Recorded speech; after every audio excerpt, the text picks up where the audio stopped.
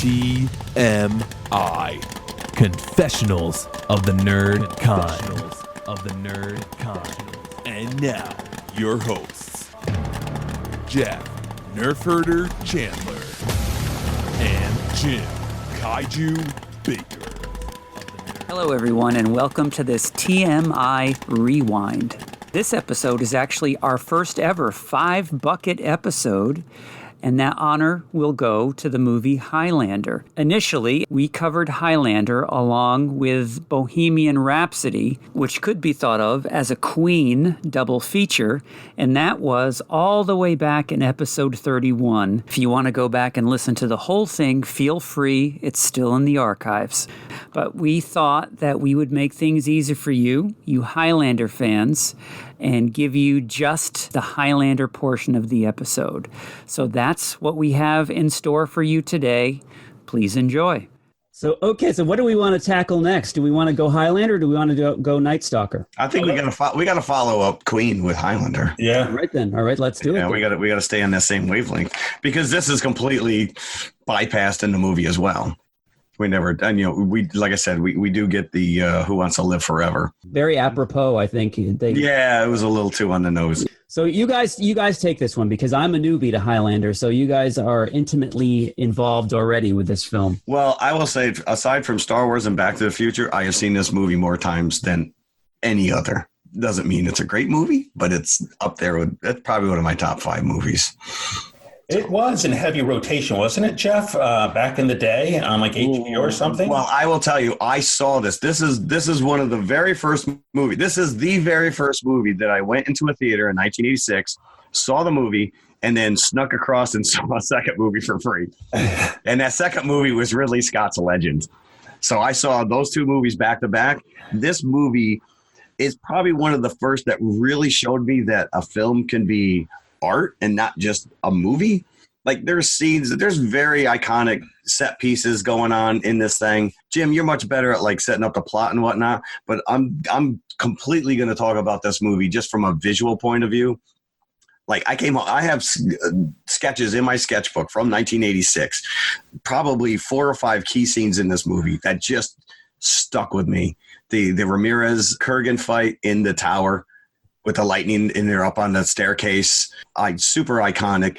Even like the film, the transitions where they were bouncing back and forth between the past and the present. He's in a parking garage, and the camera pans up, and now you're coming up above ground in Scotland, 1500s. They do the same thing when they pan up from his fish tank.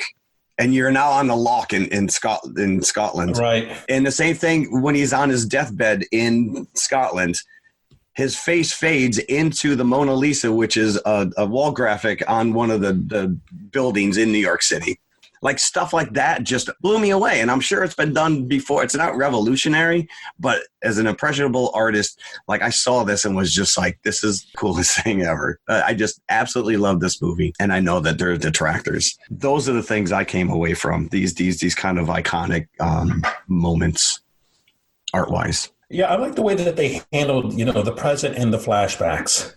I just felt that it really, helped bring the story together, even so much as, when, he saves the little girl in World War II and then she becomes his secretary. And you just... Now, see, you saw that's the European version. That was not in the theatrical version released initially. That only showed up here in the 10th anniversary edition. There's multiple, Jim and I had this discussion, there's multiple versions of this movie with just small little moments that are changed, the European versus the American and then the 10th anniversary, but that's one of the biggest scenes that was cut from the American. And then So was the secretary not in the American version at all? She's in there, but you don't get her backstory where you find out that he found her, saved her as a little kid during World War II.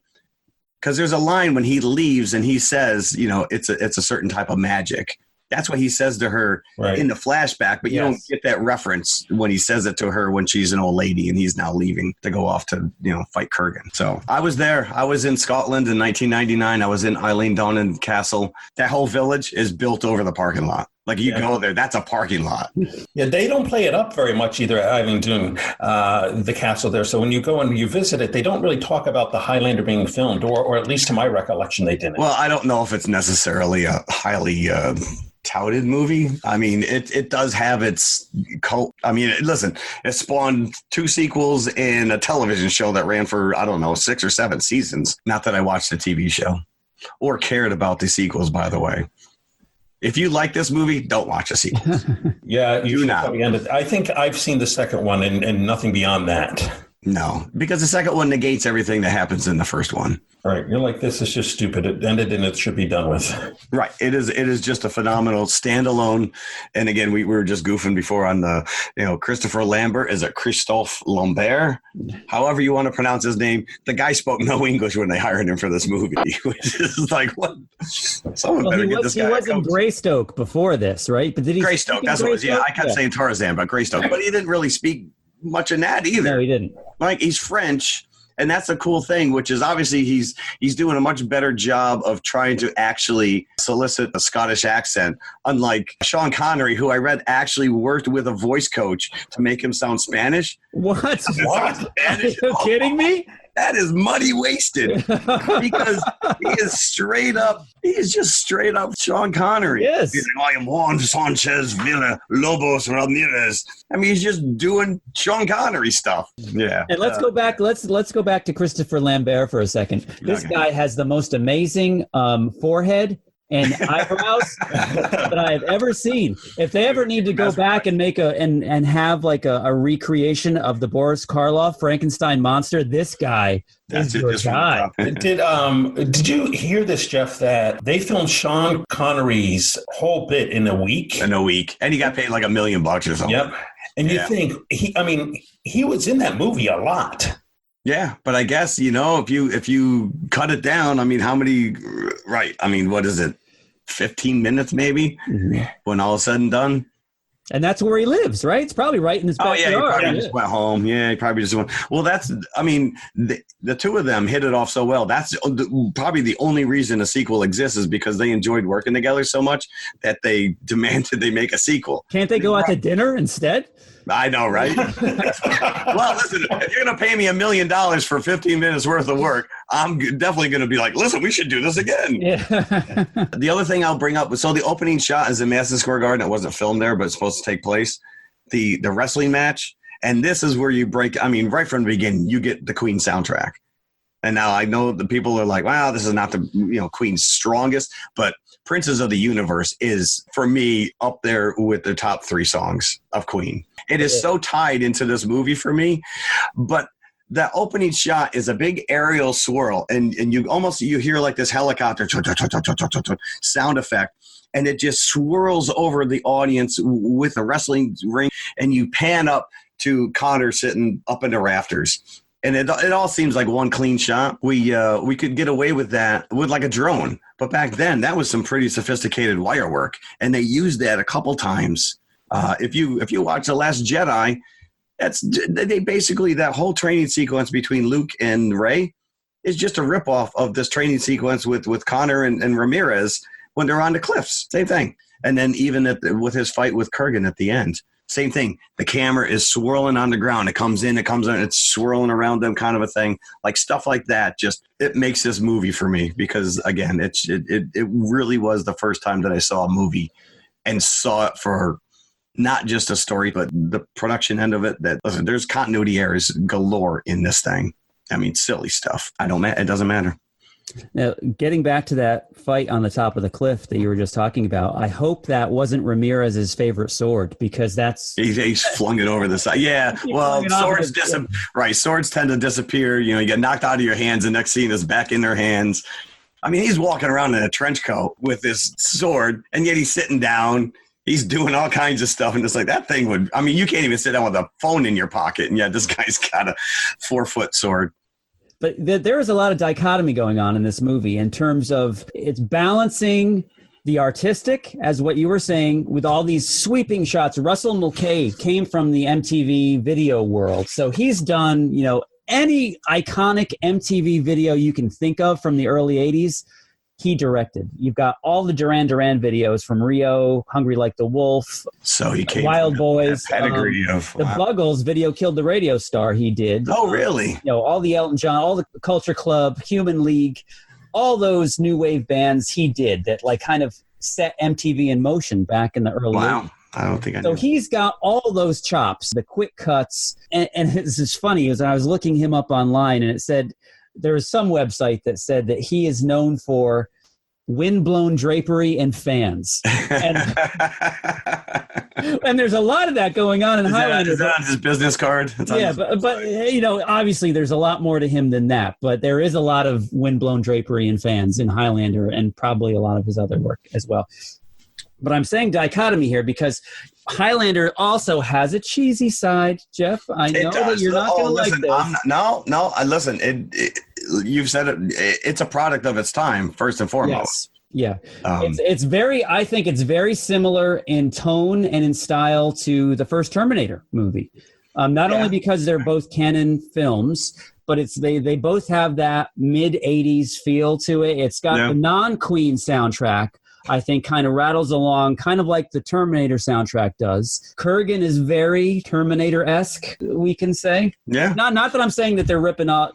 No, but you're right. You're right. There's a lot of very similar scenes.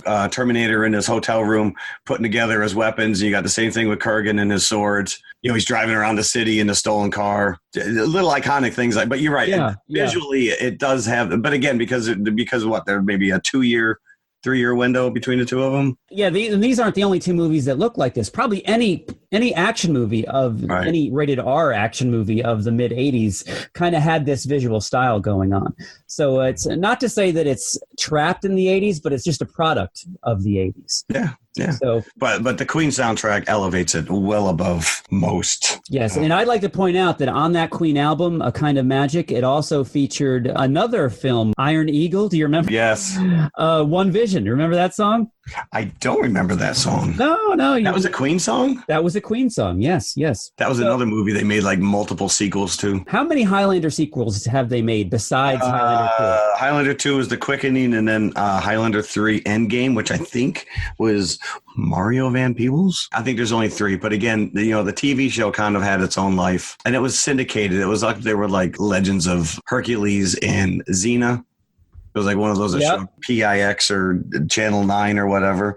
I never really got into it, but this movie itself I take it very personal. Like I said, going online, I made the mistake of going to IMDb and immediately seeing nasty negative reviews and being incensed. So Silver Cup Studios, the whole end sequence they have. I used to live in Queens, and I took the train into Manhattan every day, and I would pass this on the 7 train and see it every day. Silver Cup Studios, the big logo up on the building, and they filmed part of that on set. I mean, the whole fight sequence is like a replication of the signage in the top, but they did film on the building as well. Some of those scenes early. Again, it's a very personal connection for me on a lot of this stuff. I enjoy it, probably more so than most people. That still there, the Silver Cup? I don't know. It's been a long time. It's in Queens. You will notice it. So I mentioned before that there's a lot of continuity errors throughout this movie. Maybe they just didn't have it in the budget to hire somebody. When you first see it says Silver Cup Studios, but then when Brenda's tied up at the top, it just says Silver Cup. There's no studios at the bottom. Even when they're fighting, then they break through. The water tower falls. There's a ton of water. They break through the skylight, fall to the ground 25 feet below. No water falls behind them. Yeah. This is one cool thing which I wanted to bring up, which is there's a scene where Ramirez is teaching Connor about the quickening, and they're on the beach. And there's a red stag. Yes. And so he's like, you got, feel it. And it's a really fun scene. Well, supposedly the stags had all lost their horns during that time of filming. And so the animal handlers glued them back on. They glued the horns back onto the animal. And all I can think of is, do you remember that scene in Scrooged where they're trying to do a live version of A Christmas Carol, and they can't get the antlers to stay onto the mouse? And he's like, why don't you staple them? So you glued the horns onto the deer. I think that there'd probably be some animal activists who'd be all over that. You're probably right. And there's probably some grandmother rights activists as well that are upset. Oh, yeah, the screaming grandma. The yeah. screaming grandma, yeah. We haven't really talked about Kurgan, which Clancy Brown steals it. He totally does. He totally tears this movie up. There's a scene in the church. And, he's, hello, ladies, to the nuns. I guess after filming, he actually went up and apologized to them because he didn't want them to be offended. But in the moment, he was the character, and he kind of just, he is like a monster in this movie. He is a monster. So here's the thing, which is we've seen numerous times. One of my favorite flashbacks is when Connor, what is it, like the 1785, where he gets into the rapier sword fight with the guy because he insulted his wife, and he gets stabbed numerous times. He falls down. The guy thinks he's dead, and he gets back up. Because you're immortal, you heal. And yet Kurgan still has a scar on his neck from Ramirez from 200 years ago. How come that never healed? I never thought of that until I'm watching it this time. And he actually goes out of his way because I have a police sketch of him. So he puts safety pins through it to make it look like he's a punk rock. He goes, I'm in disguise. And I like to point out my own Kurgan inconsistency here. When he's fighting Ramirez, they're in their epic battle. And they're going up the side of the inside of the castle. Yes. Every time Kurgan hits the castle, it like implodes. It implodes. It doesn't explode. The rocks fall inward. Whenever he strikes the wall. Well, if you want to watch something funny, and you probably can only catch this on the Blu-ray, you can actually see one of the stagehands at the very bottom during one of the lightning flashes behind the wall, like pushing the rocks. You catch it for like a split second. So again, like I said, they just plowed through this thing. They're probably like, screw it, we'll fix it in post. You can see the wires holding them up at the end of the movie, silly stuff like that just probably does take some people out of. My wife knows that I've watched this movie ad nauseum, and again, she's really into like the Scottish culture. When he walks into the bar and he orders a Glenfiddich or a Glenmorangie on the rocks, which is a single malt scotch. He asks for it on the rocks. No rightful Scotsman would ever ask for single malt scotch on the rocks. You drink it neat, which is just straight up and warm. You don't drink it with rocks. So that's one of those, like that took her out of it. She's like, that would never happen. Oh, so you believe the guy can live immortal, but you can't believe he would order scotch with rocks. Like that's where you draw the line. This movie just stands on its own for me. Now, as a newbie to this, I was admittedly a little confused by the quickening, the gathering, the prize, and where these guys came from, the initial origin of the Immortals. I'm afraid to go further into this because it sounds like Highlander 2 attempts to explain this. But Highlander 2 goes out of its way to explain this. And you want to go down that road, they're aliens. Which I don't like. I don't like that. Yes, I don't like that either. I don't even like the fact that you told me that and I didn't even see this movie. Yeah, no. Highlander 2 they should take every copy like they did that little E.T. Atari game and just bury it in a landfill somewhere. So the prize, so help me out here. The prize is pretty much ultimate knowledge of everything in the world. But mortality as well. Mortality, that's it. Right. Right. So why would Kurgan want that? Not only that, Ramirez said if Kurgan wins the prize, like it would just be horror. It would be terror. No, he would be human. You could kill him. Yeah. So that kind of falls apart, which is like, wait, it's like salmon being drawn back to your spawning grounds, getting this urge to meet in a faraway land, and there's a handful of them left, and they all meet, and Castigier meets Castigier on the Sesame Street Bridge in Central Park. I kept waiting for Big Bird to show up. Yeah, and really, because the question is posed earlier on between Ramirez and Connor MacLeod. Connor MacLeod. MacLeod asks him, would you cut off my head if it came? And Ramirez never answers him. Right. So, just kind of grins and does a shoulder toss, and then that's the end of that conversation. Right. So it kind of begs the question, if Kurgan wasn't around, would they kill each other? Yeah, you probably would think that. Yeah. I mean, could you coexist? I mean, do you need to kill each other? Can't you be like, all right, you take half the power, I take half the power? Yeah, it's not bad being immortal. Let's just stick right. Listen, we've lasted this long, I changed my name. He never once changed his handwriting in all those years. And I also got a bit of a American Werewolf in London feel, because Brenda, once again, here's a woman who doesn't know this guy. He's actually a potential murderer, and yet she invites him to his house, and then they have sex. Got that glow, right? I guess it. You got to question these women of the 80s, or what's going on there. So you know what? I really want to point this out as well. There was a scene that made me laugh out loud. It was during Kurgan and Connor's first New York battle, right? There's a New York NYPD helicopter that shows up. Oh, yes. That says, "Put down your weapons." And then they run away. "Hey, where are you going? Right. Come back here." Like they're shocked. They can't follow him. You're in a helicopter. You're in a helicopter. Yeah. Let him go. Let him go. And then the scene I loved, you get a glimpse of a bagpiper going back to the battle scene from Scotland. Yep. Everybody's fighting. There's carnage, there's death, there's beheadings, and there's a bagpiper just playing, like walking through. That happens, though. I think that, you want a little theme music while you're killing everybody. I would want to kill the bagpiper. That would be just like playing a video game. Like, it's very tempting to get those bystanders, Well, that's another continuity error, which I guess the bagpipe that they used doesn't really exist in that form for like another 100 years. Oh, really? Compared to, yeah. All those bagpiper fans must have just stood up and outraged in the theaters. I do have a couple bagpiping albums floating around here somewhere. You know what I heard? Also, you probably know this as well. Before they got Queen involved, Marillion was about to do the soundtrack. Yeah, and they turned it down. They turned it down because they were doing some kind of a tour. Now they're looking back and they're like, that wasn't the smartest move. They were actually going to give the lead singer, Fish, I think his name was. They were going to give him a role as well in the movie. Yeah. Well, that's the other thing, too. If you read deep enough, like every actor known to man was supposedly set to play this character, Connor MacLeod, at one point. Even Sting. Supposedly Sting was in the run. Imagine that. Wow. This movie wouldn't have been the same. It would definitely be. It needs Christopher Lambert. It needs him. Oh yeah, no, I like him a lot. I like him in this character. When he's underwater and he's laughing.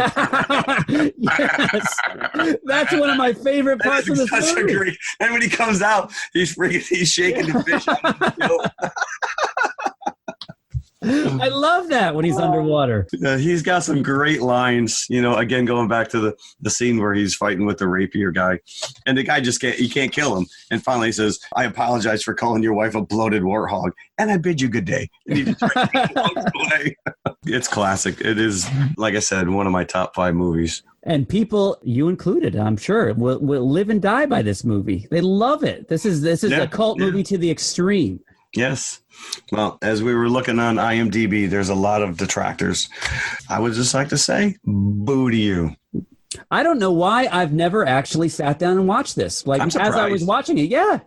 It's, it's been in existence. A buddy of mine actually is one of the many cult members of Highlander. He's loved it since the 80s and could never talk enough about it. Yet maybe it was because of that. I didn't want to hear it anymore, so I never watched it, but who knows? Yeah, I remember specifically going into, I think it was a record store in Manhattan, and they had the big French poster, which is a different side. I think it was huge. It was like a billboard size, like a bus poster. I absolutely loved it. But again, I think it was like $40, $50, which back coming out of college, that was just too much for me to spend on a movie poster. But I did find it online, and it is going to be part of our artwork for the Instagram page. Nice. Okay. Yes.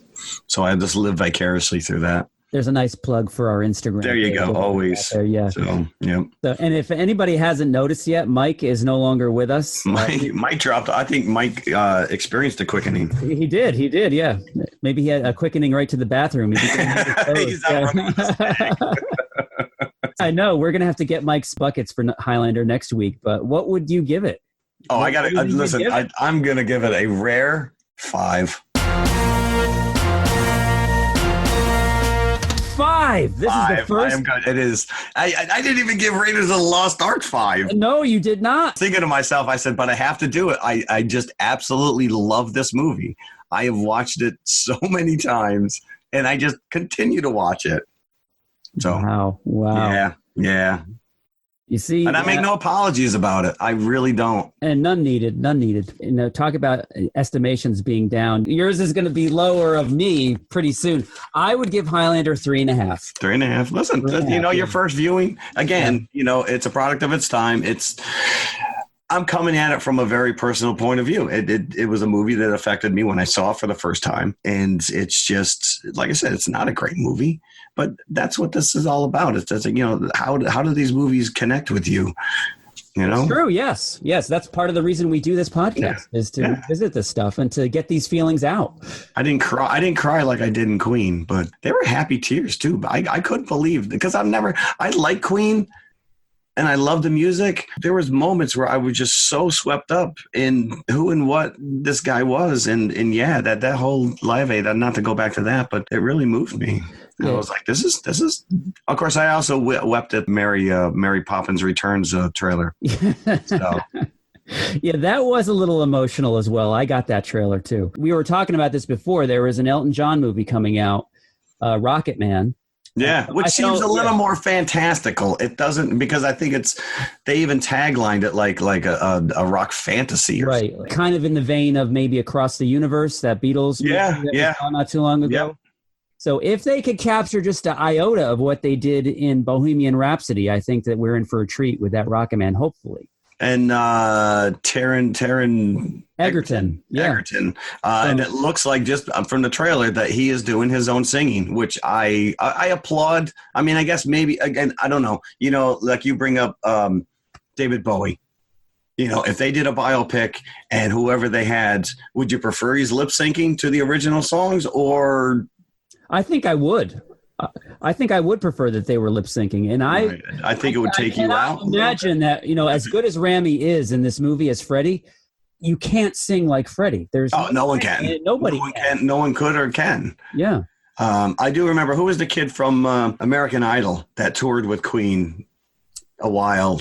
I think his name is Lambert too, right? Adam Lambert. Yeah. Yeah, it all ties Lambert. in. There you go. Adam Lambert. And again, like you said, you can never replicate what Freddie Mercury did, but this kid toured with them and he brought his own level of energy to it. And I actually would have liked to have seen that. You remember the Freddie Mercury benefit concert at Wembley in '92? Yep. Yeah. Bowie was there and Elton John was there and a bunch of other British guys, bands. And I think Seal did Who Wants to Live Forever. And that version has always stuck with me. That's a great version of that song. I'll have to look that up. Yeah, you should. Yeah, that's another key scene in Highlander that we didn't talk about. After Ramirez is killed by Kurgan, and then you cut back to, the decimated castle, and they're living in a hut. And Connor comes over the hill and he's looking for Heather. And she comes up over the hill and she's just got this old lady makeup on. Yes. Yeah. She didn't look old. She just looked like she rolled out of bed. Yeah. like somebody just like 2 minutes to airtime.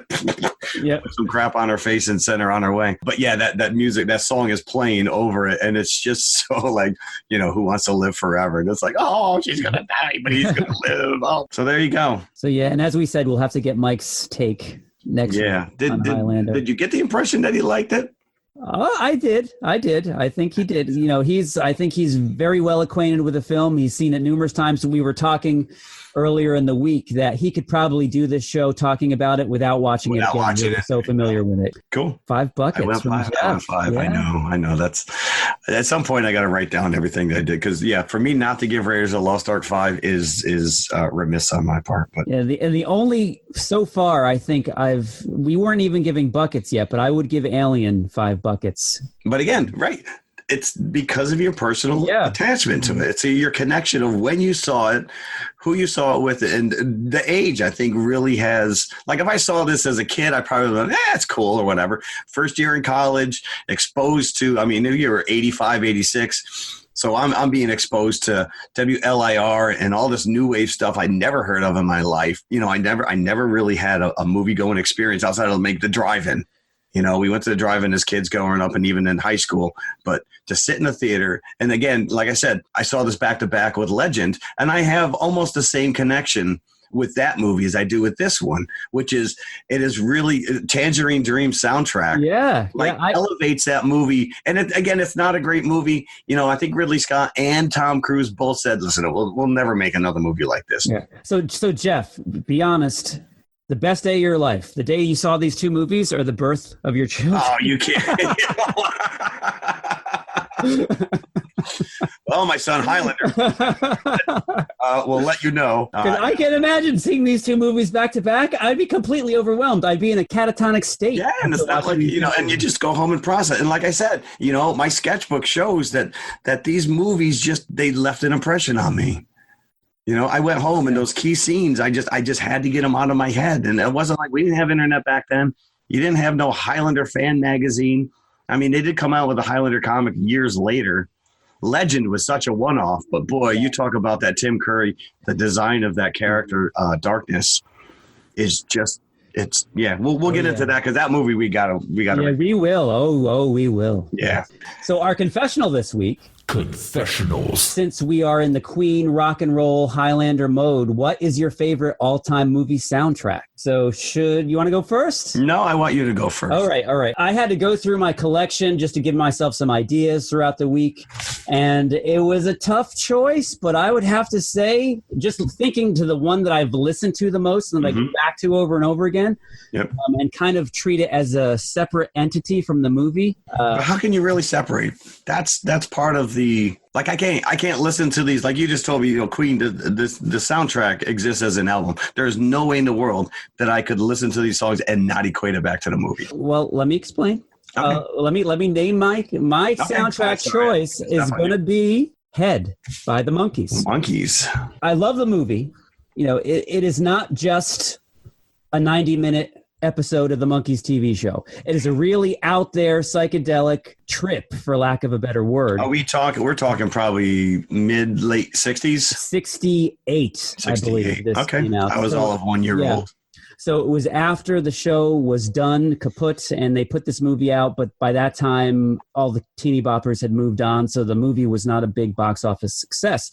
They were hoping that the soundtrack would do well because the Monkees were still a viable recording entity, but this soundtrack kind of put the nail in that coffin as well. Oh, no. The soundtrack is produced by Jack Nicholson. Really? Who was in the movie, and he's part of the production team of the movie as well. So what he did was he took the songs and he framed them with dialogue, which is kind of a normal way to put a soundtrack together these days.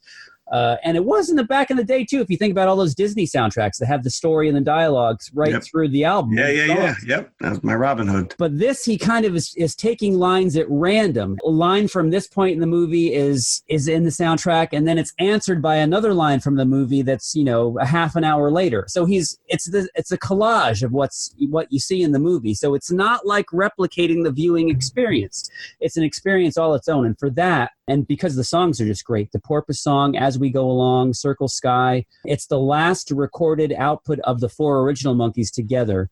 Oh, wow. Okay. So I really like it, and I'm a big Monkees fan, and that's my number. Well, I will say I am a big Monkees fan. We were in a pub down the street last night, and there was a band, and they launched into Daydream Believer. And they did a nice cover version of it. Really? I can honestly say I have never seen this movie. You've never seen it? Wow. We're going to have to do this one of these days. I'm in. Yeah. Listen, I am all game. Listen, let's do it. So my soundtrack, I will tell you, it was one of the very first cassettes I got from the Columbia Record Club. Okay. Circa 1979. I think movie actually earns, maybe nominee. I don't think that they actually won for best song. Let me try to guess what this is. Did it come out in 79? The movie came out in 79. And are there songs on the soundtrack, or is it just orchestral? Oh, no, there's songs. Yeah, songs. And the songs, the main song, I think actually was up for best song in the 1980s. Sung by Donna Summer? Not by Donna Summer. Oh, I was going, okay. You want to know who sings it? I'll tell you the artist. Yeah, tell me. Kermit the Frog. Oh, you just gave it away. Okay, The Muppet Movie. The Muppet Movie. Moving right along. Rainbow Connection was the one that was up there. So even last week when we were talking about American Werewolf in London and we brought in Frank Oz. Yeah. Frank Oz to me is always Fozzie the Bear. And this is the movie that I probably saw this movie for the first time on Laserdisc. Oh. Somebody had a Laserdisc, which I still think might be better than some of these 4K TVs we have now. But Rainbow Connection, moving right along. There's a duet between Kermit the Frog and Ralph the dog playing the piano. Hope that something better comes along. Yes. Like, these songs are just, to me, again, they're kiddie songs or whatever, but the Muppets, Jim Henson and his group took this silly stuff and they kind of elevated it to the next level. And that whole song with Dr. Teeth and his band. Dr. Teeth, yeah. Can you picture that? Yeah. So, and of course you got the Miss Piggy love song or whatever. Never again. I know this album inside and out. Does it have dialogue? Oh, absolutely. Yeah, especially when you get Kermit and Fozzie in the Studebaker. It's a song, but it's almost like a rap because they're talking at the same time, and then they launch back into the song. Move right along, chugga-dum, foot loose and fancy free. Getting there is half the fun. Come share it with me. There you go. These people right now are just turning off their radio. They're like, oh, I'm done with this show. And Mike will be like, are you kidding me? Okay. Mike, on the other hand, he probably chose Quadrophenia or something. You're probably right. He wanted to do Quadrophenia for the show. Oh, did he? Suggested Highlander, yeah. Because of the musical, aspect. Yeah, there you go. So, yeah, I'd be surprised. Oh, if I nailed that on the head, kudos for me. Muppet movie. Yeah, I've got a story about the Muppet movie. Okay, go ahead. Muppet movie was in the theater the same time that Alien was. And I saw the Muppet movie in a theater that was also showing Alien on the other screen. It was a 2-screen theater. It was before the days of the mall megaplexes, really. Right. So a buddy of mine watched Muppet movie. And I dared him, let's go sneak into Alien. So after the movie, we watched the entirety of the Muppet movie, and Alien was a matinee. And we were dropped off there by our moms, and we were going to get picked up probably in like 20 minutes. So we wanted to sneak a peek at what was going on in Alien. So we tiptoe across as if nobody could see us in the lobby, right? There you go. So we both got to sneak into theater story here. I had my hands on the door, right? And the door is opening, and I'm getting nervous because, I know Alien is a scary movie, and this is taboo. This is an R-rated movie, and I can't believe I'm about to do this. Usher's hand on my shoulder. Oh. As soon as I get the door open an inch. He's like, where you going, son? Yeah, exactly. It was something to that effect where I was in trouble and it was... my mom's in there. Yeah. Now, how old were you? Well, with the Muppet movie, I was probably 8 years old.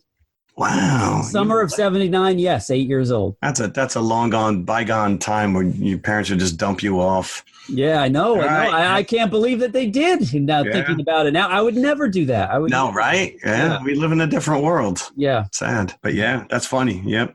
I don't remember ever jumping theaters again, but that was, like I said, the Highlander. Oh, so you didn't pay for Legend? You snuck in? Oh, no, we snuck in. Yeah. Contraband. Yeah, it was. I'll tell you right now. It was. I think it was a Sunrise Mall in Long Island. I don't remember. It might have been a Sunrise Theater. I don't remember now. Now they stagger them. Now you can't walk. You walk in and you miss 20 minutes. And my friend Mike DeHoe, who was in my class, he was one of the other artists, and he was like, "We gotta go. And we literally, I've never done anything like that in my life. And we went from as soon as the movie ended, and we jumped and we went to the other theater and we saw Legend. So you're the reason that it tanked at the box office then? Probably because I didn't pay for it. You didn't pay for it, yeah. No, I think it was Tom Cruise whining about it. So endeth our Highlander discussion. Hope you enjoyed it. Yes, I did immensely. Thanks for everybody again for listening. All those that have stuck with us and our new listeners, welcome. And the Fiji Islands. Yeah, Fiji Islands and the Philippines and Jamaica. Yep. Yeah. So there can be only one. All right. Ciao. A pleasure. Yep. Bye.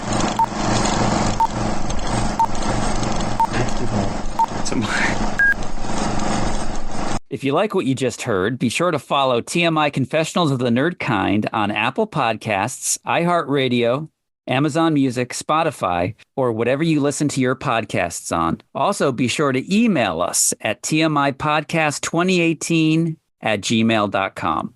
You can also follow us on all of our socials. We're on Instagram, X, Facebook, Threads. Just go to tmiconfessionalspodcast.com. All of our links are there. And leave us a 5-star review. See you at the concession stand.